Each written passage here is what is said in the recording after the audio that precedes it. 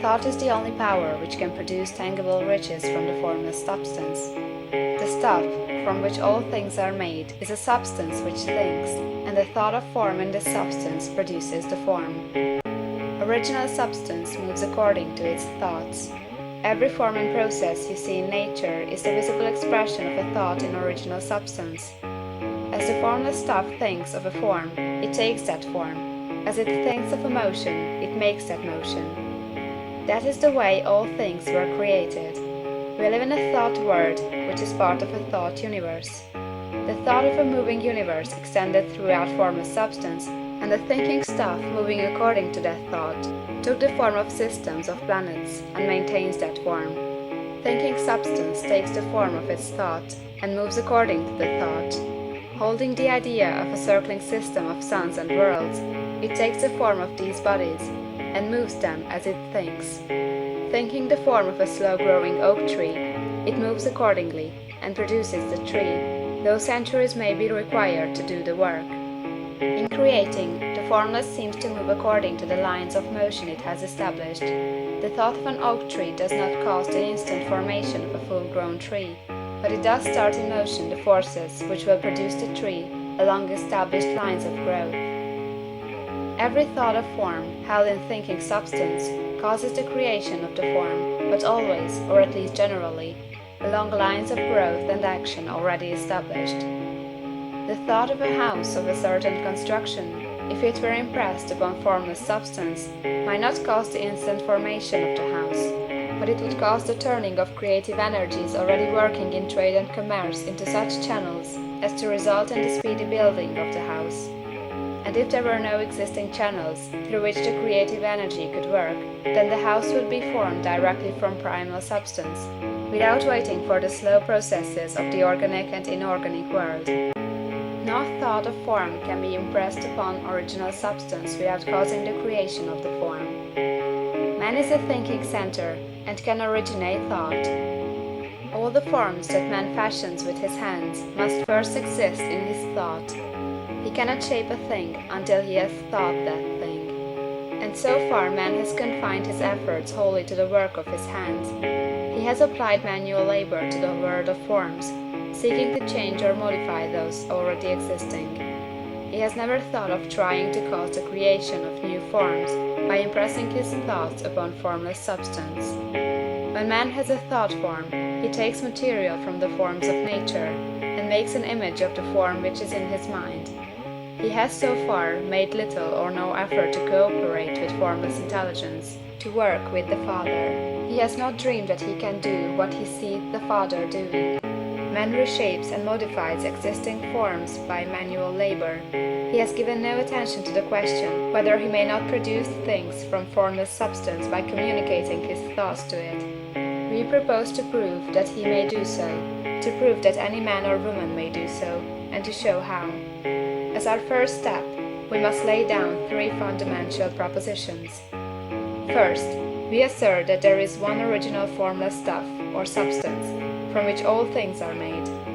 All the seemingly many elements are but different presentations of one element. All the many forms found in organic and inorganic nature are but different shapes, made from the same stuff. And this stuff is thinking stuff.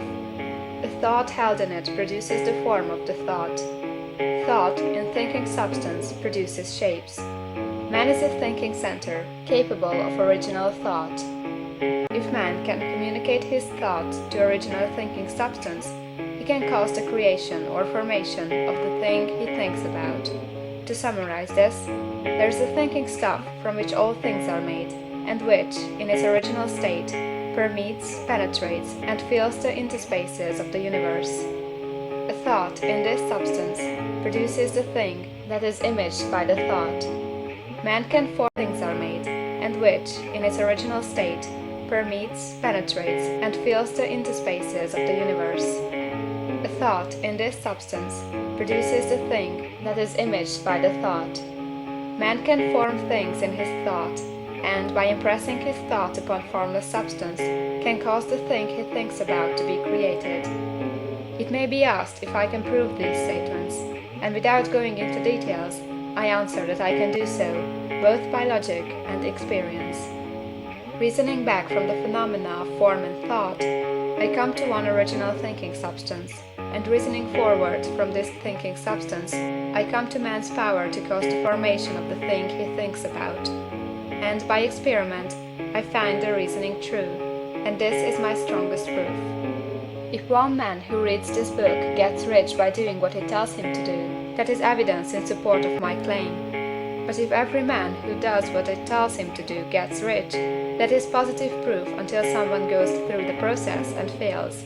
The theory is true until the process fails, and this process will not fail, for every man who does exactly what this book tells him to do will get rich. I have said that man gets rich by doing things in a certain way, and in order to do so, man must become able to think in a certain way. A man's way of doing things is the direct result of the way he thinks about things. To do things in a way you want to do them, you will have to acquire the ability to think the way you want to think.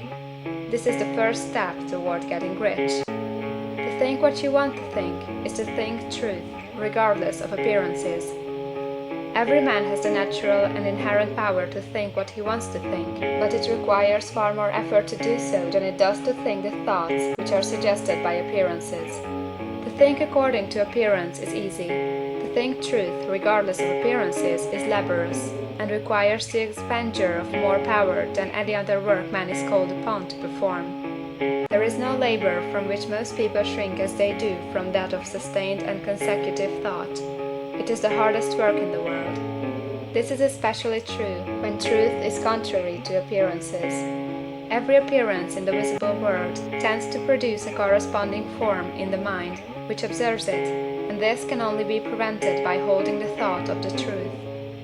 To look upon the appearance of disease will produce the form of disease in your own mind, and ultimately in your body, unless you hold the thought of the truth, which is that there is no disease. It is only an appearance, and the reality is health. To look upon the appearances of poverty will produce corresponding forms in your own mind, unless you hold to the truth that there is no poverty. There is only abundance. To think health when surrounded by the appearances of disease, or to think riches when in the midst of appearances of poverty, requires power. But he who acquires this power becomes a mastermind. He can conquer fate. He can have what he wants. This power can only be acquired by getting hold of the basic fact which is behind all appearances, and that fact is that there is one thinking substance from which and by which all things are made. Then we must grasp the truth that every thought held in this substance becomes a form, and that man can so impress his thoughts upon it as to cause them to take form and become visible things. When we realize this, we lose all doubt and fear, for we know that we can create we want to create, we can get what we want to have, and can become what we want to be. As a first step toward getting rich, you must believe the three fundamental statements given previously in this chapter, and in order to emphasize them, I repeat them here.